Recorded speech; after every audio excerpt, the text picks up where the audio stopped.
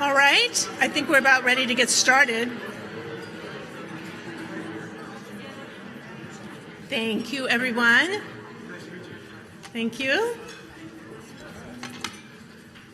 Good evening. Welcome. These lights are so bright, I can see nothing. You are so beautiful. You are so wonderful. And you are. We're so delighted that you're here this evening. I am Dr. Bernice Ledbetter. I have the privilege of serving as Dean of Students and Alumni Affairs for the Graziadio School. Indeed, an honor. So those of you who are alums and students, you are mine. And I take that very seriously. I'm so thrilled to be able to get us going this evening and make an introduction. You are in for a very special treat. And I'm excited for you to meet our very special guest this evening. But before that, I want to just remind you of a couple of things. So you are now part of the DELS, the Dean's Executive Leadership Series, and we create this as an opportunity for ongoing learning to bring noted CEOs and business leaders into our community, our Graziadio community, and for us to come together as a community. You know, one of the happiest and in a sort of funny way, saddest moments is commencement, because we're so exhilarated and so happy for our graduates, but we're also sad because you leave. And so I want to remind you to stay close to us. Don't get too far away. We are invested in you and your development and your leadership for a lifetime. So we love it when you come back and we get to spend time with you. And DELS gives us the opportunity to do that. We also welcome faculty and staff to these events, so we really do have the opportunity to be together. So of our alums, I do want to remind you that you are the heart and soul of this institution. You carry on the legacy of the Graziadio School. You are our chief recruiting officers and you are our chief spokespersons. And so we invite you to share the experience that you had at Graziadio with your friends and colleagues. And when you do that, you can also share with them that if they are admitted, if you can make the sale and they are admitted, you can offer them a $5,000 scholarship to help them get started on their way.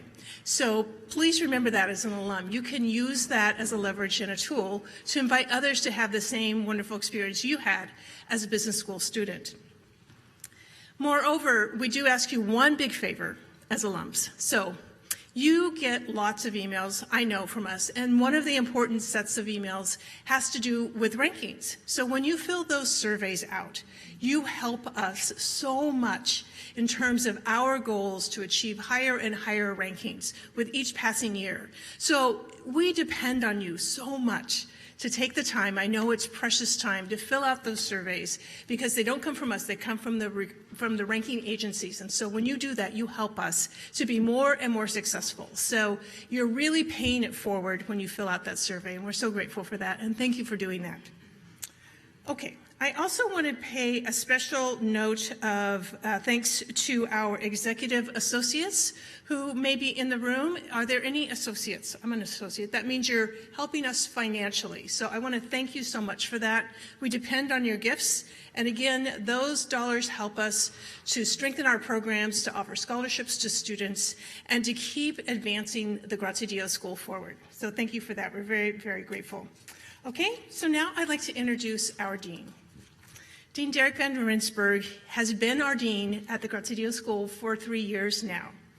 Prior to becoming our dean at Pepperdine, he had 32 years of global business experience.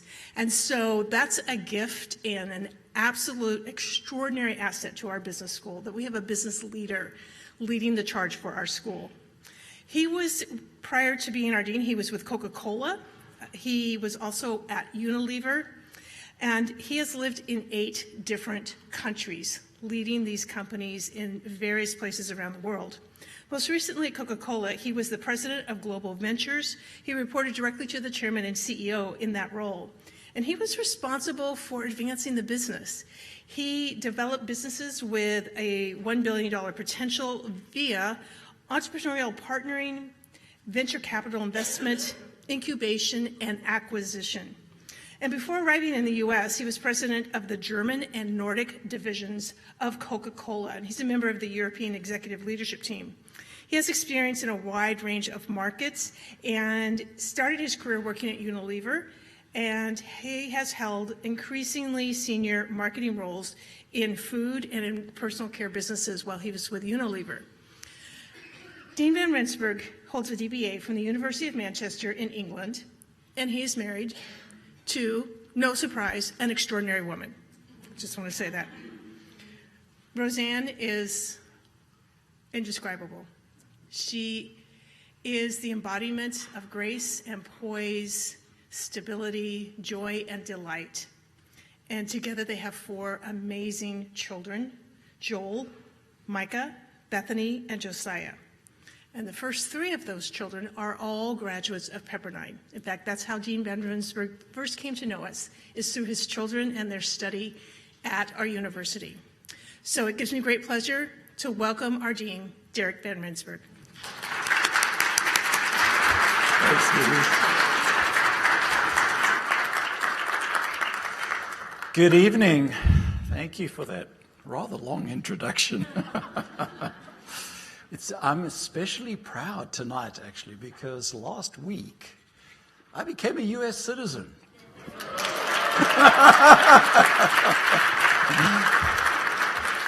Yeah, it was quite something. Our whole family did it together, and there were 3,800 of us from, I think, 120 countries. And then that afternoon again was another 3,500. So it was quite an experience. Well, it's my real pleasure and privilege tonight to introduce a friend of mine, Steve Cahillane.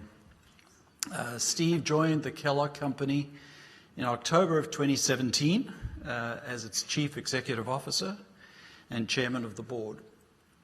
Prior to Kellogg, in 2014, Steve assumed the role of President and Chief Executive Officer of Nature's Bounty, the largest global pure-play manufacturer, marketer, and specialty retailer of health and wellness products. And in this role, he successfully aligned the company with key health and wellness trends and established a thriving e-commerce division and created significant shareholder value, and it was ultimately sold to private equity. Prior to that, Steve spent 7 years at the Coca-Cola Company, and he was my boss as well, and was president of Coca-Cola Americas, the global beverage maker's largest business, $25 billion in sales. And prior to that, he spent 8 years with AB InBev, the world's largest brewing company. You're beginning to get a theme here, largest, biggest, global, and had senior roles there as Chief Commercial Officer. He led commercial strategy, global marketing, sponsorships, innovation, research, especially following the 2004 merger of Interbrew and AmBev. Mr. Cahillane sits on the boards of Northwestern University. He's an alum there. Purpose-Built Communities, the Consumer Goods Forum, and Business Leaders for Michigan. He holds a Bachelor of Arts degree in Political Science from Northwestern University and an MBA from Harvard Business School. Steve, it's my pleasure and invite you up and join me for tonight. Thank you. Let's give Steve a round of applause. Thank you. Thank you, guys. Thank you, sir. Okay, where's my little iPad? I need my questions, guys. Oh, it's buried under the papers. Thank you. Excellent. Thanks, Robin. Appreciate it. I thought I couldn't have paper up here. We're in the 21st century, so I've got to have it on an iPad. I was hoping for more softball questions. I lost your iPad. I was in good shape. Right. Okay, there we go. Okay. So I'm going to have to put my eyes on. It gets to that point in your life where you can't read these things. So Steve, really, really terrific to have you with us. Thanks for joining us here at Pepperdine Graziadio Business School. Great to be here. Thank you. Thank you. My first question is going to be around strategy. As I understand it, Steve, you joined in 2017 as chairman and CEO. This wonderful, wonderful company, 114-year-old company operating in 200 countries. So can you give us a little bit of insight into how you went about developing your new Deploy for Growth strategy. And what was your first 100 days like as a CEO, and were there some questions and hypotheses you already had when you took the role? But help us with a little bit with the process of developing that strategy. Yeah, so it's probably helpful to tell you a little bit by a starting point why I took the role in the first place. I was at Nature's Bounty, as you mentioned, selling the business, not looking for anything else to do when I was approached by Kellogg. I didn't at first know it was Kellogg. I deferred and said I'm not interested in looking at anything else. Don't have the time and don't have the interest. And when they came back, the recruiter came back and said, the board is really interested in talking to you and will allow me to tell you what the company is. Because up to this point, it was just a really big company with an interesting job that you might find interesting. And when he said it's the Kellogg Company, honestly, I was immediately transported to my 8-year-old self at the kitchen table with mom and dad, eating cornflakes and finishing track practice later in the afternoon and eating Pop-Tarts. And, a little bit of a chill down the spine. And I said, yeah, of course I'd be interested in talking about Kellogg. And that was the reason for that is because the brands are so iconic. The company has been around for so long, and it's a meaningful business in many ways. And as I did my research and my due diligence, I learned the company hadn't grown its top-line sales in a long time. 7, 8 years of kind of declining sales, because if you read the analyst reports and listened to the cynics, it was because cereal was in secular decline, it was dead, nobody was eating it anymore, and people were only going to grow their own food in their garden and eat like that. Packaged food was dead. And I didn't believe that was true. I believed what was happening is that a lot of companies were not investing in their brands anymore, following some people that you and I are familiar with who brought in a different type of approach, zero-based budgeting, cut every cost, including marketing costs, and wring these companies out. And I thought brands matter, and I believe brands matter, and I thought that the Kellogg brands in particular were a treasure trove that, if given the right amount of focus and attention, could be revitalized. And so to develop the strategy, what I did was literally traveled the 4 corners of the globe talking to all of our people, as many as I could, took a mountain of handwritten notes based on these interviews. And I asked people the same types of questions. If you were me, what would you change? What wouldn't you change? What do you love about this company? Where have we made mistakes? When we were really firing on all cylinders, what do you remember about that? And based on those conversations, which started October 2nd and went through kind of mid-December, I was, building this hypothesis, and I spent the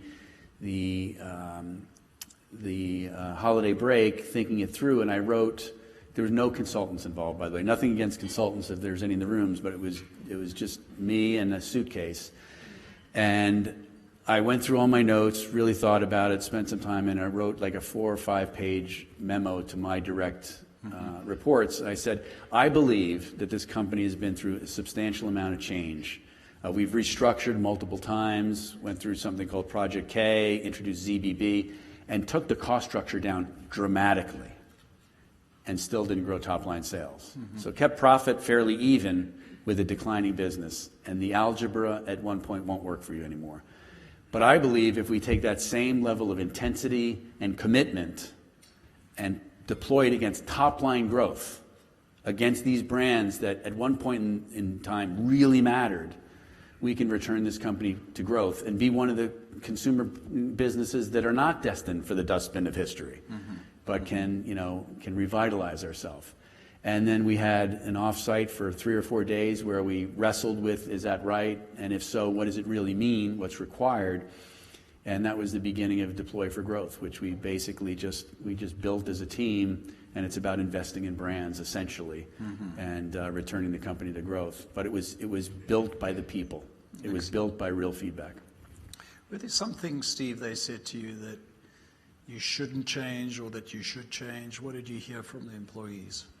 The number one thing I heard about what we shouldn't change was what we call the founder's values. And so this may sound corny. It does sound corny, but it has the benefit of being true. We talk about Kellogg as a company with a heart and soul.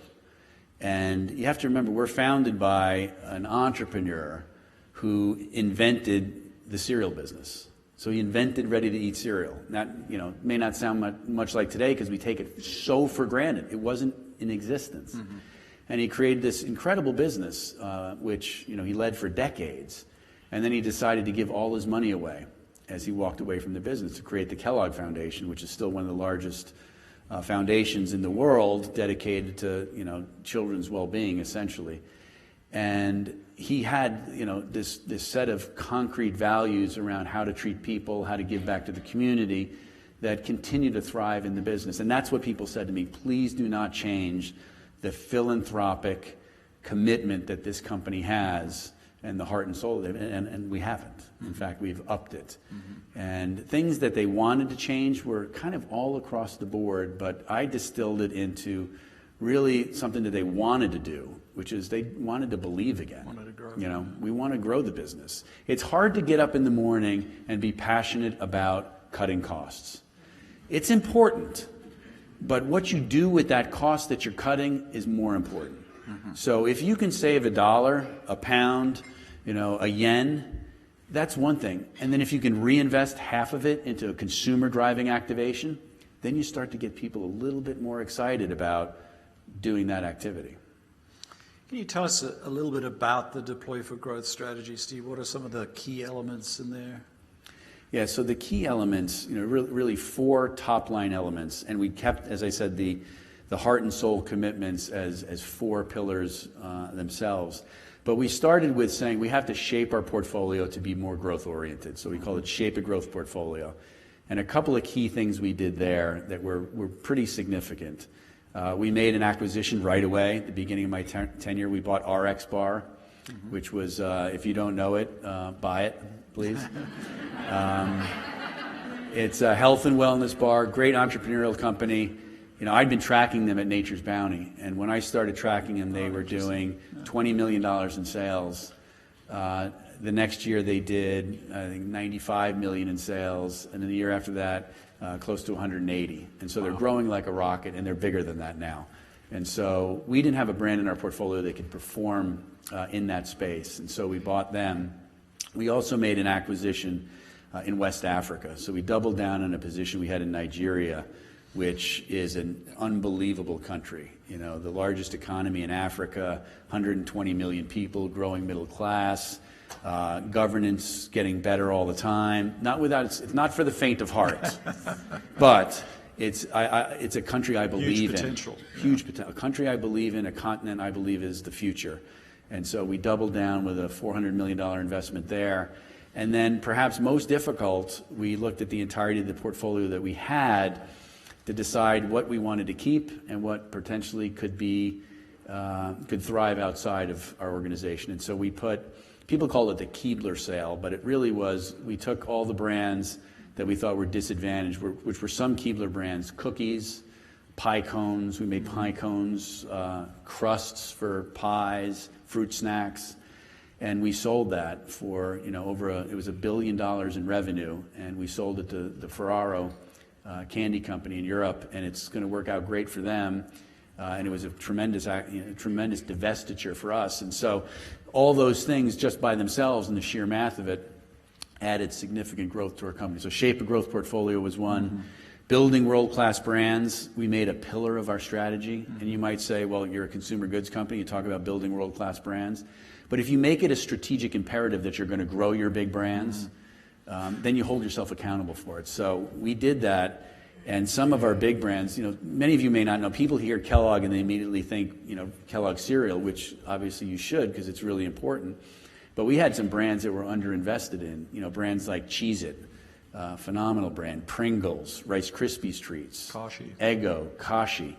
And we invested in those brands, and we started really thinking of ourselves as a marketing company, a sales company. We did the first Super Bowl commercial we ever did, Pringles, 3 years ago, and we're going to do our third Pringles Super Bowl commercial on Sunday. It's going to be joined by Pop-Tarts, which has got a Super Bowl commercial. And so, that may sound like much, but we're in the big leagues now, and we did a couple other things. We said, it's got to be about servicing our customers in ways that they deserve, and so we talked about perfect service and perfect store. And if you're going to drive a business, you have to have real partnerships with your retail customers, and we weren't providing the levels of service that were required to be a proper partner with them. And so we upped our investments in our capability, our service commitments, and we've climbed the ranks fairly substantially, measured by them in terms of the service we give them. And so the strategy, it may not sound like the fanciest thing in the world, but we have now, I can't talk about our fourth quarter because we haven't announced it yet, but we turned the top line. We went from a declining company to a growing company, and we went from -3, -4 to a solid, through 3 quarters of the year +2. And so, if you're working for Apple, you're not going to get excited about +2. If you're working for Kellogg, you're excited about +2. And Coke. And Coke. And so, thank you. So, Steve, you have your your offsite those 3 days, and you got your leadership team, but there's 30,000 employees out there around the world. How did you get them behind the vision and the new strategy, and how did you enroll them? Yeah, it's a great question. There's no magic bullet there, as you know, but it's the hard work of communicating, and when you think you've over-communicated, double down and communicate some more. And this was a positive message, though, that people were really wanting to hear. The challenge was, would they believe it? Okay, are we really going to be able to grow again? Because you start to hear too many cynics in your mind that, again, these companies like ours, they're yesterday. They're just not contemporary. Nobody wants to eat this food anymore if it's packaged. I'm like, well, again, are you going to grow in your garden and eat? You're going to go to the grocery store. You're going to buy food. We have to be contemporary and relevant. And so it was making people believe what they wanted to believe. And then you have to get proof points. You have to put scores on the door as quickly as you possibly can, and then rally around that. And I've always said the most powerful word in the business language is momentum. Yeah. And if you don't have it, you better figure out how to manufacture some of it, and then shine a bright light on that, because it can feed, and it can grow, and it can get positive momentum. And the other thing, I didn't mention this, and I should have, the most important pillar in our strategy is we depict it as a rocket. We used to have a house, everybody has a house, it's got foundations and pillars and so forth. I said, houses are boring, we're going to have a rocket. And so we've got boosters in the rocket, those are the 4 I took you through. And the fuel booster in the rocket is our people. Right. We say people must be our competitive advantage. We don't say people are our competitive advantage, although we're moving in that direction. We said they must be. So we have to look at our people and say, do we have everything that we need in terms of the investment in them? And so getting them to believe, giving them the capabilities they needed to drive that growth was the most important. And when they started to see that we actually were investing. The first quarter of my tenure, the first 2 quarters, we plowed $120 million incrementally above what we planned into marketing. Just boom, like that. And those are big bets, because you have a lot of people saying, what if it doesn't work? Well, then we'll be in trouble, won't we? Right. So we better make it work. All in. You have to be all in. You have to be all in. Excellent. Let's talk a little bit about purpose, ethics. That's been an area for us at the business school. We talk about developing best for the world leaders. And you touched a little bit on this earlier on. But, we just heard last year the Business Roundtable, the top CEOs in the country, got together to declare that the purpose of a corporation is not just to serve its shareholders, but that there are many other stakeholder groups that need to be taken care of. And before that became popular, the Kellogg Company has a long history, hasn't it, Steve, of sustainability, of ethics, corporate purpose, and you demonstrate that through the Kellogg's Better Days Global Purpose Platform. Can you tell us a bit about that program and how it impacts the company, its employees, and your communities? Yeah, so I mentioned some of it. we had a breakfast for better days, as I mentioned, and we realized it was very successful. And again, we tried to find a space where we thought we could leverage our capabilities, and that would be symbiotic with what we were trying to do. And so we're a food company. Ultimately, that's what we are. And one of the things that the world is facing, obviously, is food scarcity. And 820 million people every day will go to bed hungry. That's just a fact around the world. And the vast majority of those are the most vulnerable in society, women and children. And we thought there's something that we ought to do about that. And there's a reason for food scarcity. It's the the distribution of food. We create as a world far more food than we need to feed everybody. And so it's a lack of being able to distribute that in the right ways. It's a lack of sustainable farming. It's a lack of the right philanthropic efforts being put in the right places. And so our Better Days commitment is more comprehensive than it was. And our rallying cry is we want to create better days for 3 billion people by 2030. And so that means upping our food donation program substantially. And so we do, in this country and many others, we give free breakfast to, thousands of schools every day as a way of making sure that people, young kids get started the way that they need to. We do a lot of work with farmers, especially smallhold farmers, many smallhold farmers in Asia and Africa, to teach better farming techniques, more sustainable techniques. There's a lot that's happening in farming that's a challenge to the environment. You see it in real climate change. You see it in population movements. You see it in refugee tragedies that are happening. So much of it is linked to the same types of things. But we focus on where we believe we can make a difference. We know food. We know food all the way back to the farm. We know how to distribute it. We know why it's important. And so, we launched that new commitment at a sustainability conference, 6 months ago. It was well received on the back of a lot of credibility from people who came along before me that brought the commitment to life. And you ask what it means to our people. It means everything. It's the number one driver of engagement because they believe it. This is, again, they told me that's what they don't want to see change. Because they believed it was real. They see the results of it. And the other thing I tell you is we're off the charts when it comes to our employees donating their own time into their communities. And, everything from, packing foods for food banks to, donating time in schools. We do a lot of that. We try and celebrate it. It makes a big difference. Great. Let's move on to the smart machine age. So we hear a lot about, the Internet of Things, artificial intelligence, robotics, etc. Is that impacting your business, and are you leveraging it somehow? How are you approaching that?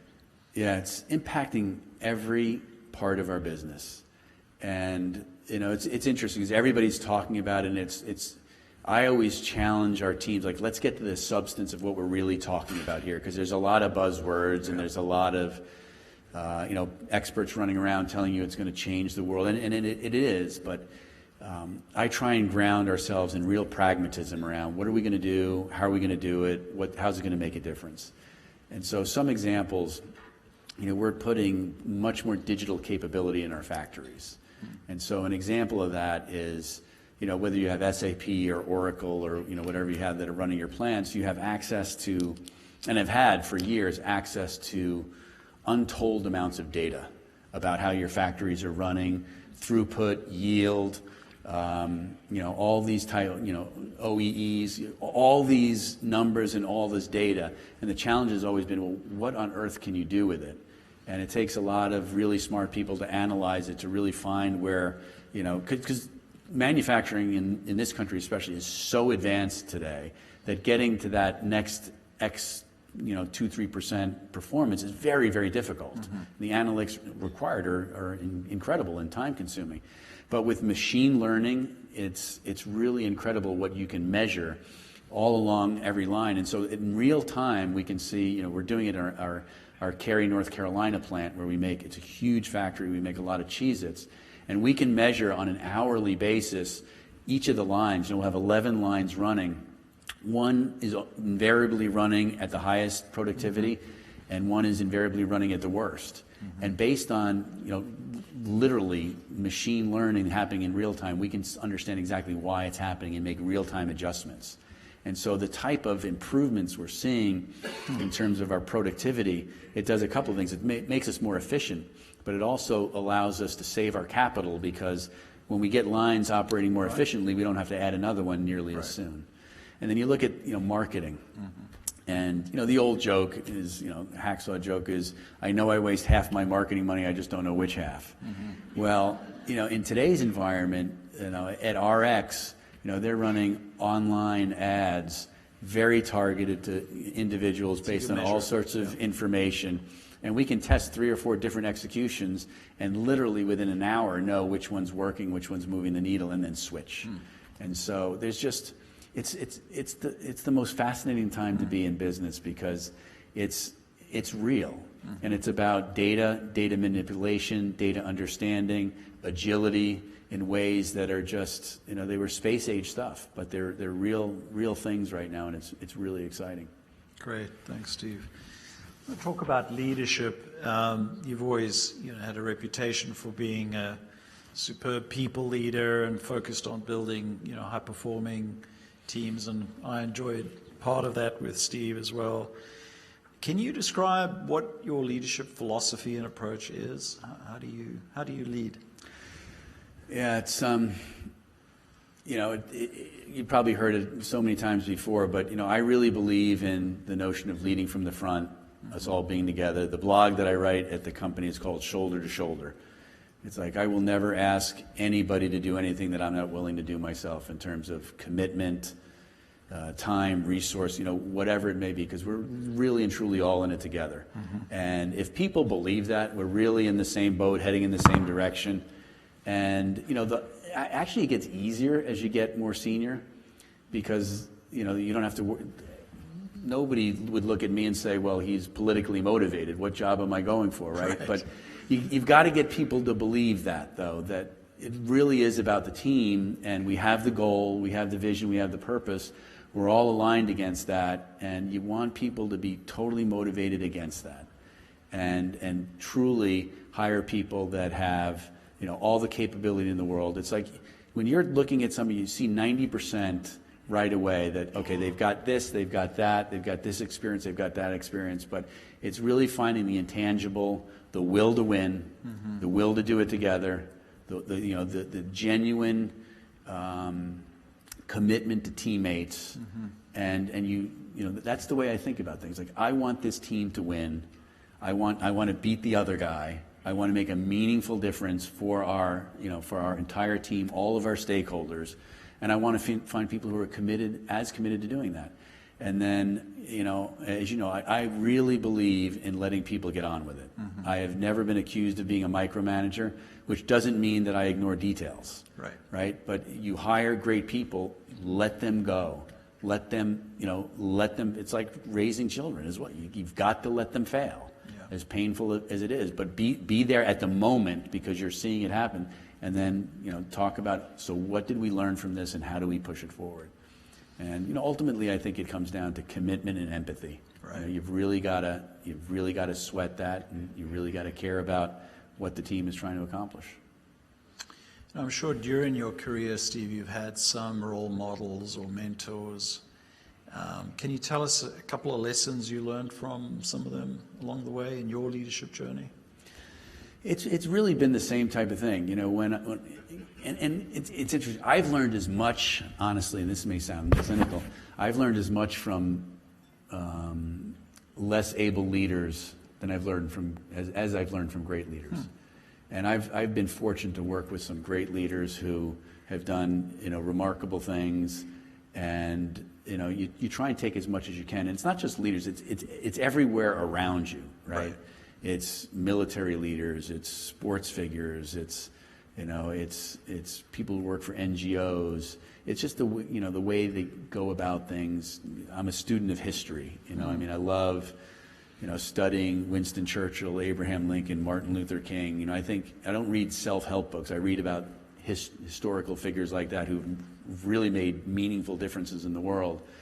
But then, like I said, you see certain people that don't lead well and try and figure out exactly, why that is. And usually it's a lack of authenticity and a degree of selfishness versus selflessness. And, you can't really teach those things. And getting back to the earlier question, when you find somebody who's genuinely selfless, committed to the team, wants to win, voracious in terms of their ability to take on things, it's sweating that intangible stuff is just so important, because figuring out the hard stuff is the easy stuff. Yeah, it is.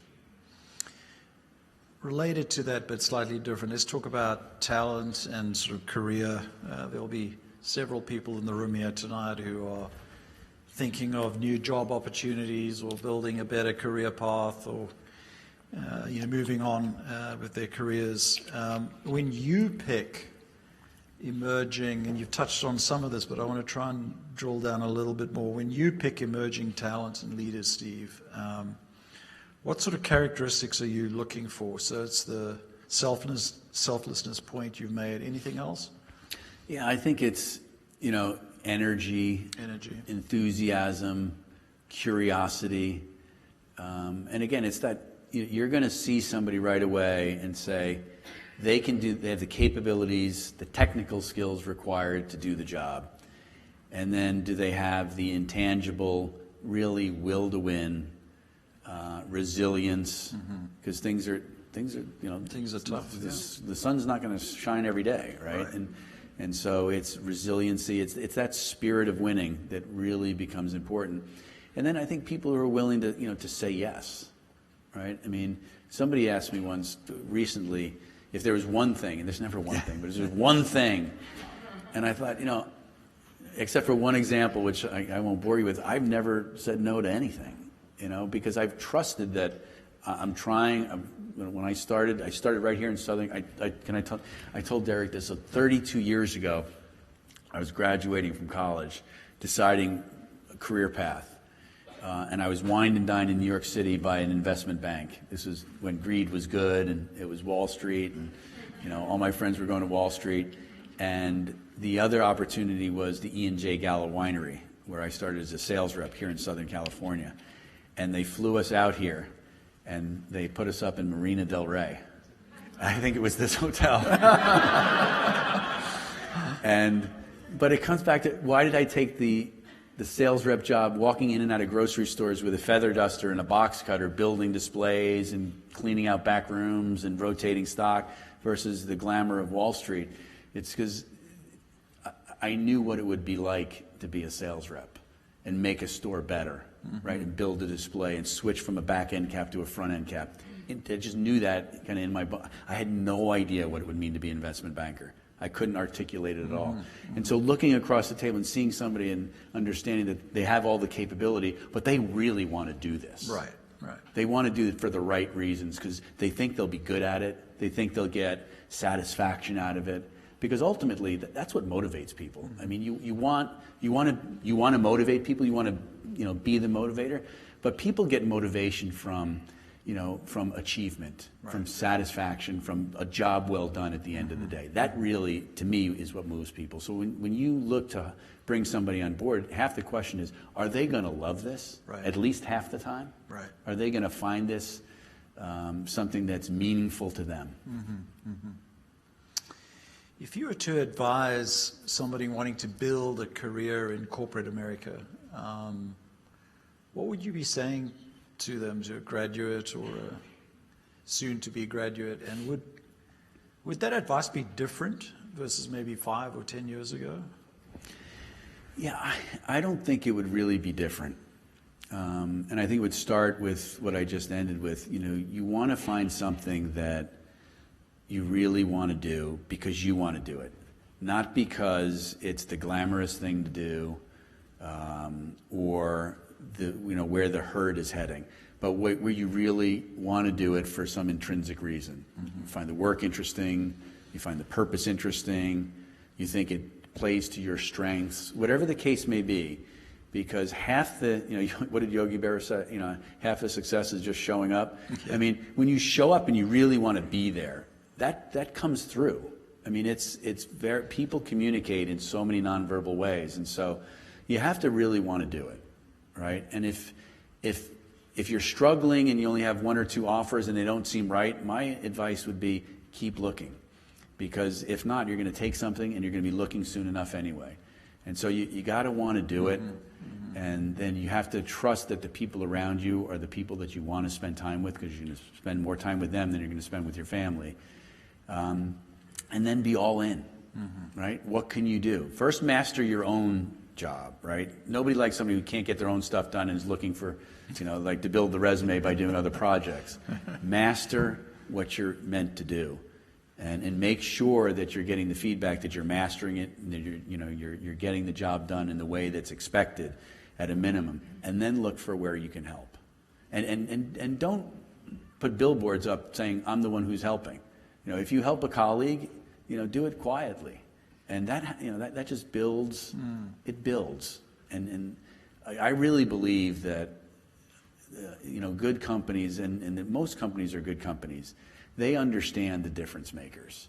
And the difference makers end up working too hard because they get, all of a sudden, we have projects at Kellogg, and I always look at there's the same half a dozen people right. run all of them. Yeah. Why? Because they get stuff done.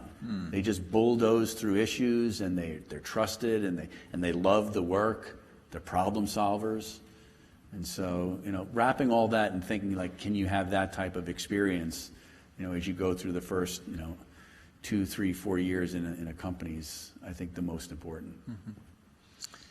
And not only have you been in large corporate jobs, but Steve was an entrepreneur as well at one stage and did a startup. So what did you learn in that context? That was an interesting change in your career path. The most important thing I learned is I'm a better corporate executive than an entrepreneur. and so I was an entrepreneur when I turned 30, and I'm 50. How old am I? 54, and I'm still working. So, because I love it.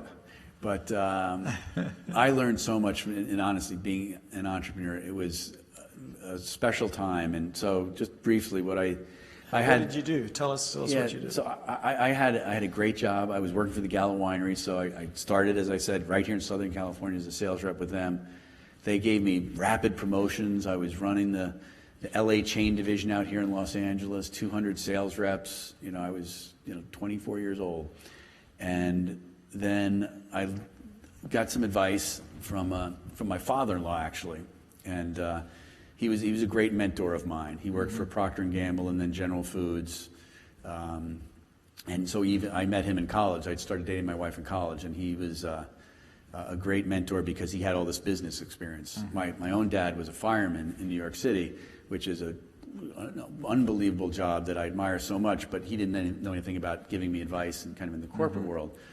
And so, I went back to business school based on kind of his advice, and the Gallo Winery was so kind. They said, we'd love you to come back to work, and if we help you pay for school, which I didn't have 2 nickels to rub together, would you consider that? And I said, of course. And so I came back to work for Gallo in Chicago, and after business school, and I started to see this microbeer.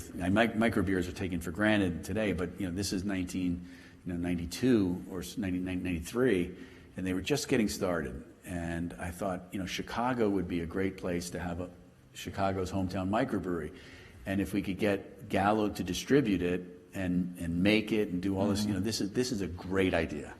And then we could do it in multiple cities around the country and build a really big business. And I still think it's a great idea. The Gallos didn't agree, and they said, we're in the wine business, but Godspeed, go with it. Good luck. They were an unbelievable family. And so I couldn't get the idea out of my head, and so I launched a microbrewery in Chicago called State Street Brewing Company. And we went off like a rocket. We had hundreds of tap handles in all the right places in Chicago right away. It was a business I knew all the customers. We were using the Gallo distributor, which was a huge help.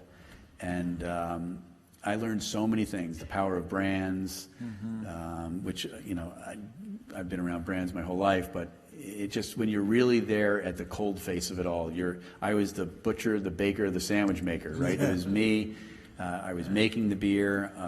I was the accountant. I was everything. Yeah. And it was an amazing experience, and with so many learnings. But I think you also learn, like in business school, you learn so many great fundamental skills. But you've probably heard this before. When you're really stretched to make a payroll and you don't know how you're going to do it, and the money's really not in the bank, the importance of cash, it gets deep into your bone marrow, right? And I had moments like that, many moments where I just don't have the money. And so, you max out your credit card, you delay payments, you pull forward, you just do everything you can to make it happen, because you believe that right around the corner, you're going to get there. And we did. And it was a hugely satisfying experience. And there's nothing, and finally, there is nothing more enjoyable than walking into a bar and seeing somebody order your beer and take out a wallet and put money and pay for it. Yeah. So that was a lot of fun. That's great. That's great. So you did your MBA at Harvard. You obviously learned a lot of things there, and you've hired many MBAs. What should business schools be teaching students that they're not teaching them, in your opinion? Oh, that's a tough one. But I think business schools, by and large, have been doing a great job, really staying. I mean, there's so much innovation happening. But I think there could be even more around kind of cultural, how do I, think about the decisions, the questions you were asking, like, where's the right place for me? Right. And, this is a million years ago when I went, but, the joke there was organizational behavior was a class that we all had to take. We all had to take, accounting, organizational behavior, manufacturing, some of these things. And, Harvard back then, and I think still to this day, is less of a marketing school and much more like consulting, banking, investment banking, and so forth.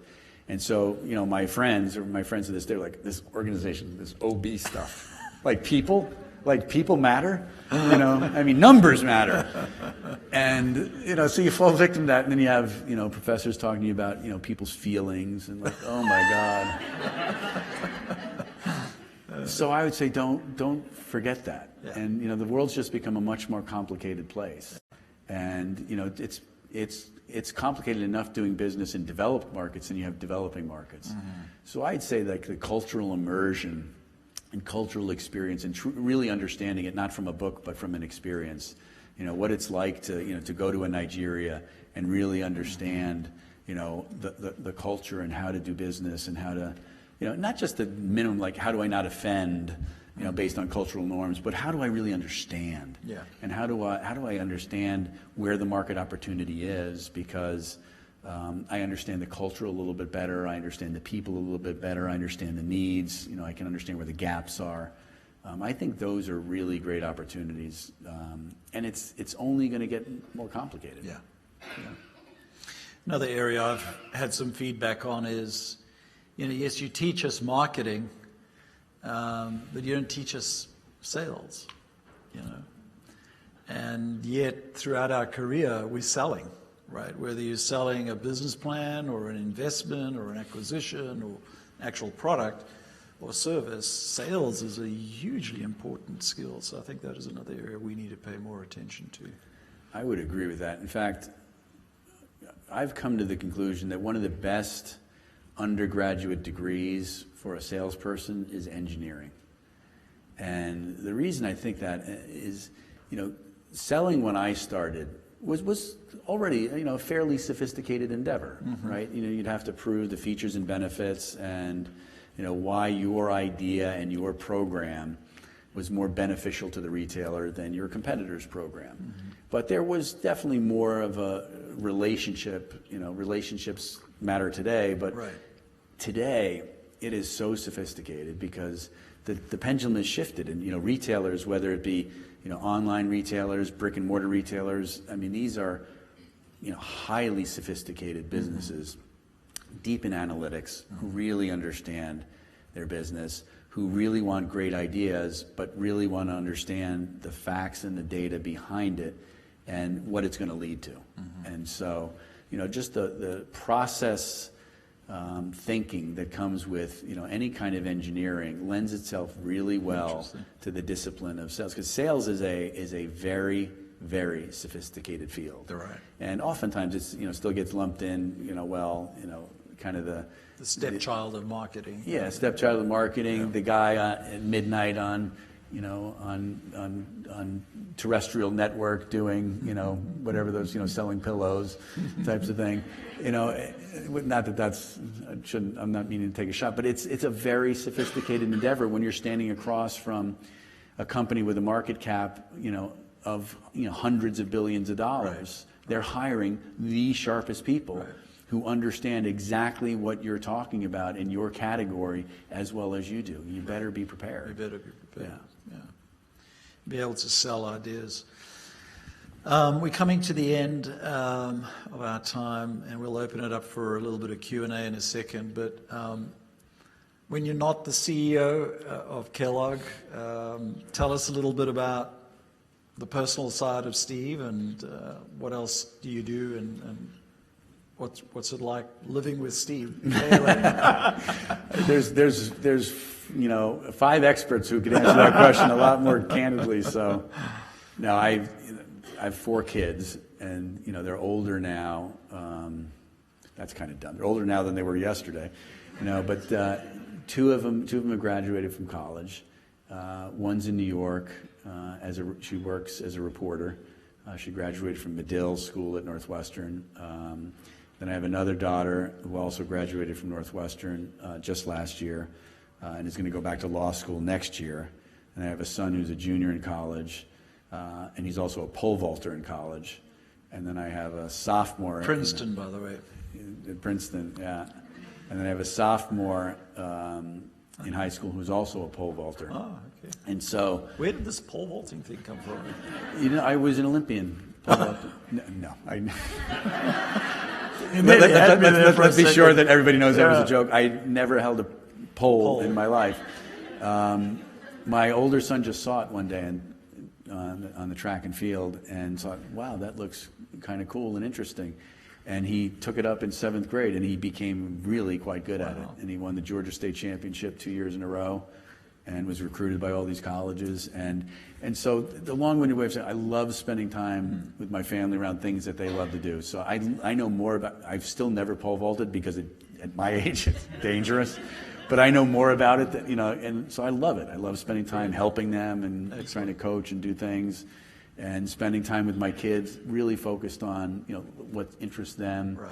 Try and get them to travel with us, even though they're older, as much as possible. Mm-hmm. I'm an avid runner, so I just did the Chicago Marathon, and so I try and get out and do that and stay fit and all sorts of sports.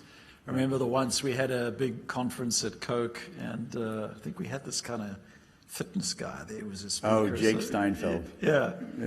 Body by Jake. And spontaneously he challenged Steve without any preparation. He said, "Well, can you do any push-ups?" And I think you hit like 50 push-ups or something on the stage. With claps in between. So that's awesome. Well, thank you. Let's give Steve a round of applause. Thank you.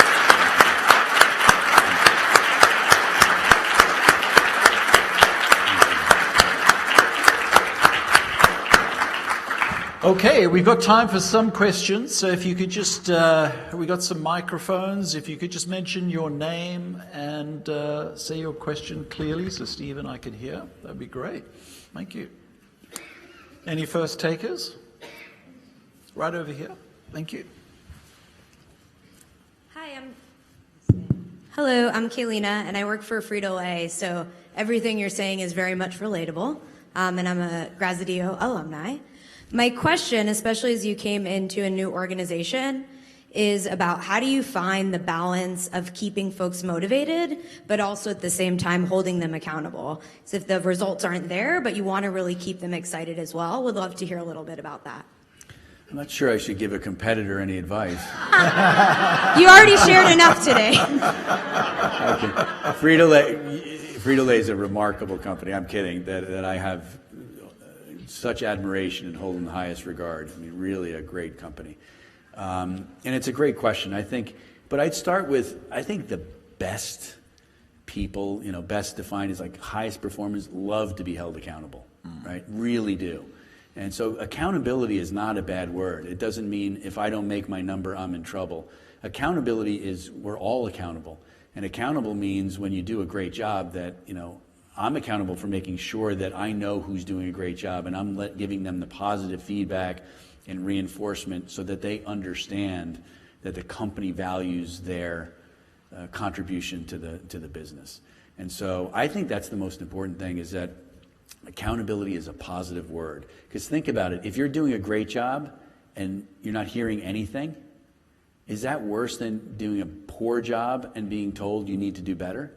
I think it is. And so part of it is the nature of how to give feedback, though. When somebody is not performing at the level that you think they're capable of, I think it's important to start with the questions to understand why that may be the case. There may be something that we don't know, right? Going back to like very simple example, you could be looking at a sales rep's route and saying, they're getting killed in these 3 stores, which have always been really important to us. And then you call them on the carpet and say, what's going on here? Well, guess what? The road's under construction and has been for 2 months now. Nobody's going to the store anymore. Stuff like that happens all the time, right? There's a horrible natural disasters in Puerto Rico. Well, you better understand exactly what your plan is there and how you're going to hold people accountable to make sure that employees are safe, that customers are taken care of, all these things. So accountability works in so many ways, but I think it starts with truly understanding what the expectations are. Are the expectations dynamic? Do they adjust with the times? And truly understand what performance is. And then you sometimes get to the difficult conversations around somebody's not doing the job because they either don't have the capabilities, or they don't have the training, or they don't have the desire. And those are when the tough conversations come in. But people think about accountability just around that. I think it's so much broader around how you make sure that you're really understanding performance. That's good. Other questions? The back there. Yes, sir. Hi, my name is Abel. My background is aerospace. I spent a few years, decades in aerospace sector, and recently I started a company involved in Ethiopia agricultural value chain creation.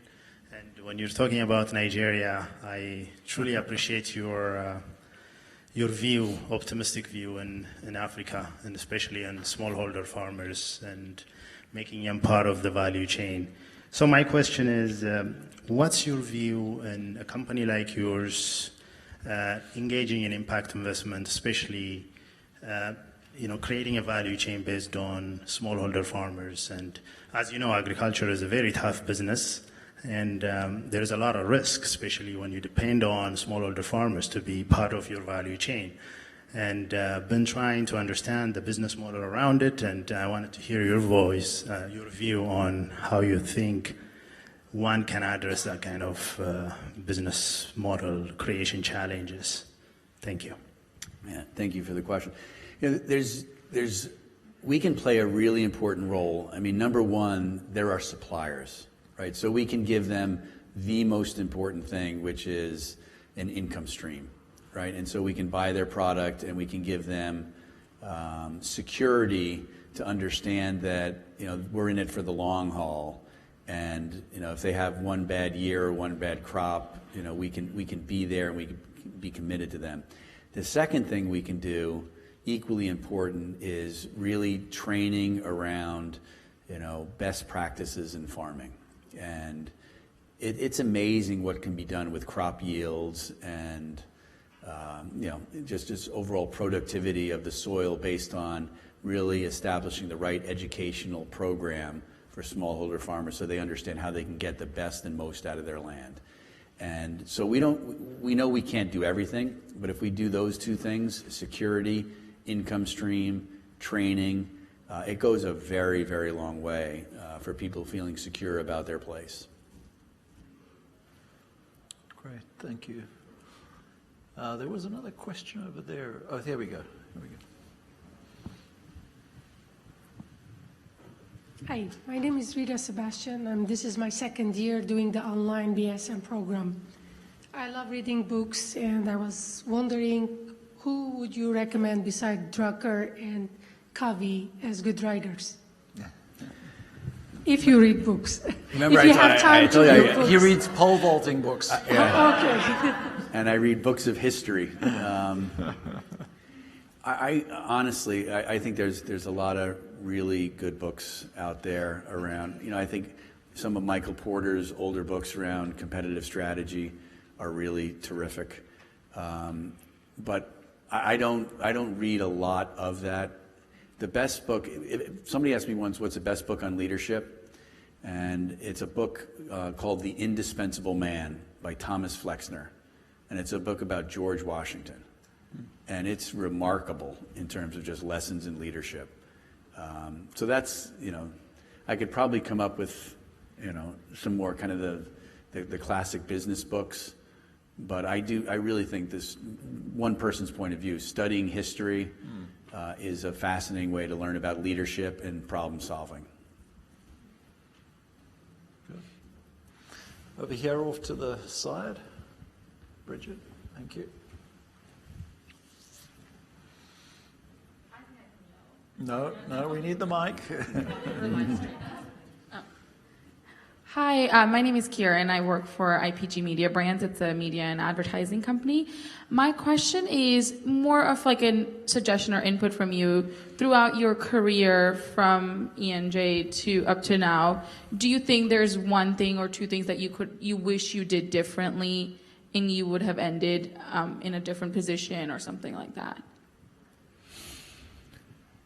Yeah, I think, you know, it's interesting to always think about the choices you make and how they affect, because you never know, right?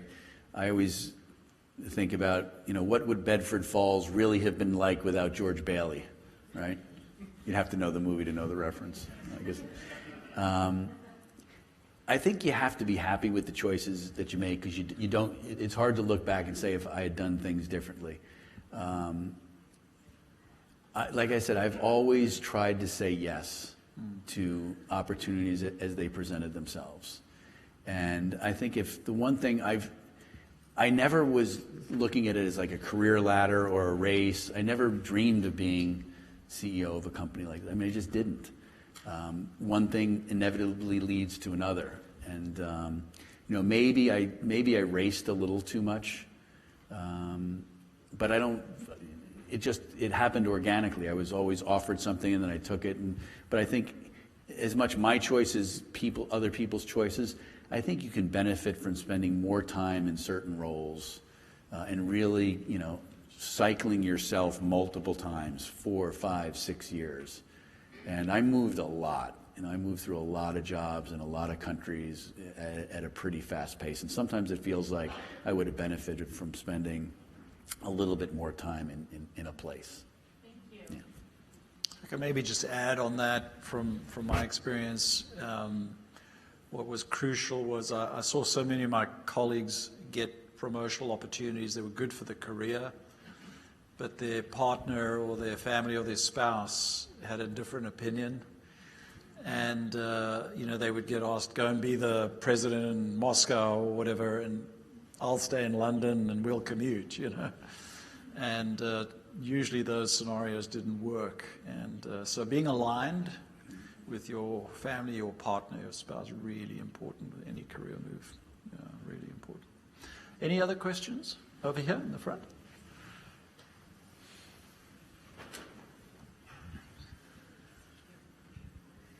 Hi, and thank you for being here. This has been wonderful. My name is Michelle Murphy. I work for Nationwide Financial. And my question is, as you progressed into strategy position, what were those skills that transitioned you? So, for example, say somebody in sales is making a transition to the company in strategy. What were those skills that were important for you to build that credibility to move into a position of that? It's a great question. I honestly think the most important skill is a listening skill, right? Because oftentimes people move into these new roles, big roles, and immediately think, I'm now in charge of this, and I have to show a certain expertise and confidence, and therefore I have to know things that perhaps maybe I don't. And I think I've really always been impressed with leaders who are, just honest about what they know and don't know. And the more questions you ask, the more curious you are. There's inevitably going to be people around you who have those skills, and you need to lean on them. They need to teach you. You'll learn more from people who work for you than your boss, because your boss has got a lot going on, right? But the people who are working for you want you to be successful. They want to interact with you. And I've always found when I let people teach me, they love it. It's a wonderful thing to be able, and I've always loved to be able to teach my boss something. And so I think it's the listening skill, it's having the confidence to know you're not the smartest person in the room and the most expert at anything. And then you bring people together. People want to participate in that. That's good. In the front here. Just wait for the microphone, Bridget. Thank you. I must say, sitting up here with these bright lights is like, yeah. It's pretty intimidating. I think you were out there. Yeah.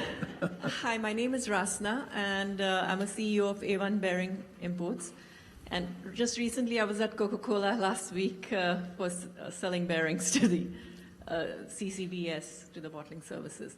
My question is, how important is diversity from your boardroom as well as in your company? How have you employed, diversity in your company? Thanks for it. It's a great question. Diversity is critical to our company, and I'm not saying that because you have to say that. I'm saying it because I believe it, and start from the premise of who we are as the Kellogg Company. The vast majority of purchase decisions and actual purchases are by women, so gender diversity is important for us. We operate in over 200 countries around the world, so cultural diversity is important to us. Household penetration in our biggest 10 markets around the world is almost 98%. So that means everybody matters, right? Everybody matters to us because one of our products, we're interacting with consumers across every form of gender that you could possibly imagine: thought gender, sex gender, age, everything. So it's important. The way we've tried to address it, nearly half of our board is made of females, and very accomplished board. 2 are sitting CEOs, 2 are retired CEOs, and come with a lot of expertise and a lot of insight. And we have a very diverse executive committee, both gender and internationally. My CFO, who I just named 6 months ago, is an Indian. We've got people from we've got somebody from Mexico, we've got somebody from Egypt. We've got a very diverse set of leaders in the business who sit at the leadership table because we have to. We have to understand our consumer across every facet of diversity you could imagine.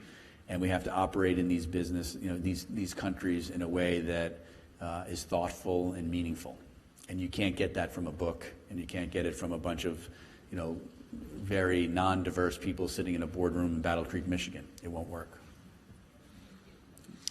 Last 2 questions. I have one over here, and then I think, is that a question or you? Okay.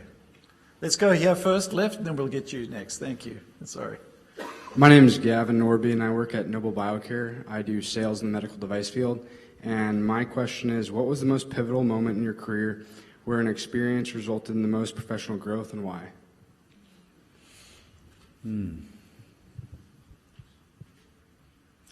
That's a tough one, because there's been a number of kind of pivotal moments. I'd say probably, it's hard to think of just one. Probably when I first moved from the United States to London. I was in the beer business. I was running the U.S. business for Interbrew, it was called at the time, and then I went to run Interbrew UK. And the U.S. business was a smaller business, and it was mostly an import business. We had Rolling Rock, so we had one factory, but it was mostly an import business. And I went to the UK. We had 5 factories. It was a much bigger business. It was a $2 billion business. And I went there with kind of the thinking that, okay, well, this will be easy because I'm going from the United States to England. So I just need to learn how to drive on the other side of the road.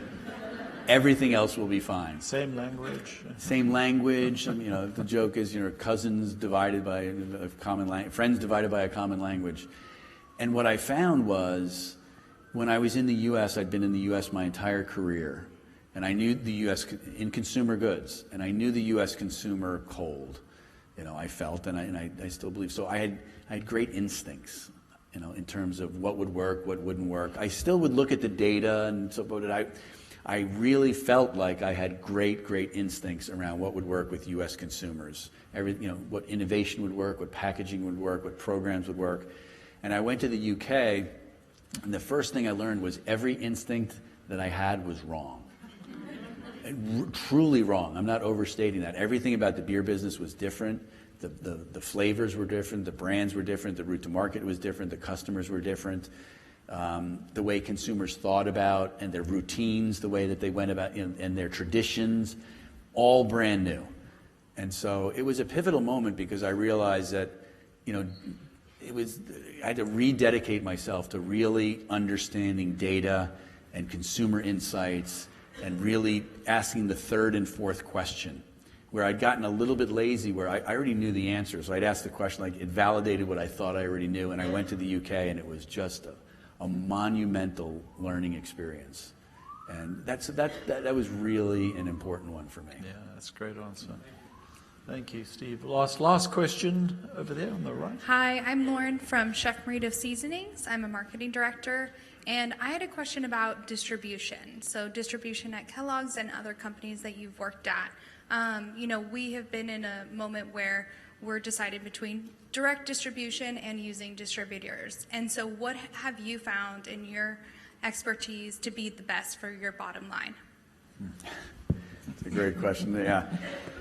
I've spent a lot, my whole career has been in some ways involved in distribution, in both multiple different ways. So DSD at Coke, direct store delivery, distributor, through independent distributors with beer business, warehouse delivery, which is what we have at Kellogg. We also have some DSD. There's no one right answer. And it really comes to what are you trying to achieve and how do you think you're best to achieve it and where do you want to spend your money and your investment. And so to bring that to life, I'll give you 2 examples. And so at Coke, it's almost irrefutable that DSD, direct store delivery, is the best model for Coke because the volume of product is so enormous that there is no such thing as an empty truck leaving the bottling facility. There just isn't. And so it's at full capacity, maxed out, and you're not going to, by putting it through the customer's delivery, saying the customer's truck is going there anyway, it doesn't work because you're going to overwhelm the customer's truck because you already have full trucks going. So the economic model is absolutely rock solid for that. On top of that, you then have your own arms and legs in the store on virtually a daily basis. And Frito-Lay is very similar to this as well. Frito-Lay has one of the best DSD networks, in the world. Strategically, it makes all the sense, and economically, it makes all the sense.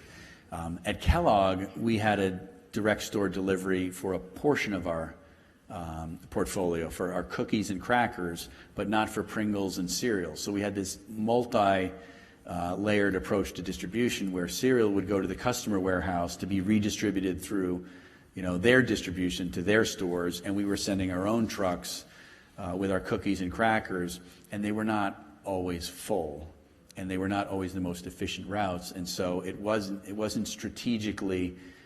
economically rather the optimal, and it was very expensive. We got out of that distribution entirely. We put it into the customer warehouse distribution, and that freed up the money that I talked about reinvesting in brands. That's where it came from. It came from so much of that. And so it's a tough question to answer, but the answer really is it depends. but it's strategically, what are you trying to accomplish? Economically, what are you able to accomplish? And then look at the different models, and always give yourself some flexibility to think that, you may not be right all the time, and move around. And then the final thing I'll say is distributor management is absolutely, if you're in a distributor model or any kind of model like that, understanding them well and what makes them tick and where they add value and what's important to them and where they accrue value, and treating them as a true partner and not as somebody just doing your bidding is also really, really important. Excellent answer. Distribution expert. Thank you.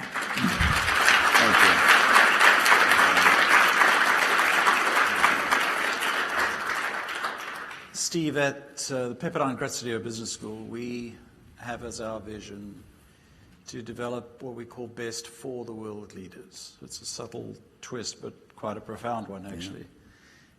So not only leaders who will be the best in the world at certain things, but best for the world. Leaders who understand the impact and contribution of business on societies and communities, conduct their business ethically and responsibly, yet innovatively. And I think tonight you will agree with me, we have been in the presence of a best for the world leader. So Steve Cahillane, we'd like to give you this award from the Pepperdine Graziadio Business School, the best for the world leader. Thank you. Thank you very much. Thank you. Thank you.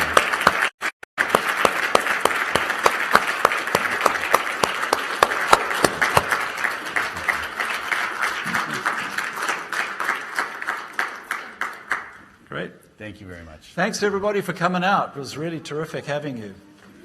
Enjoy the rest of the evening.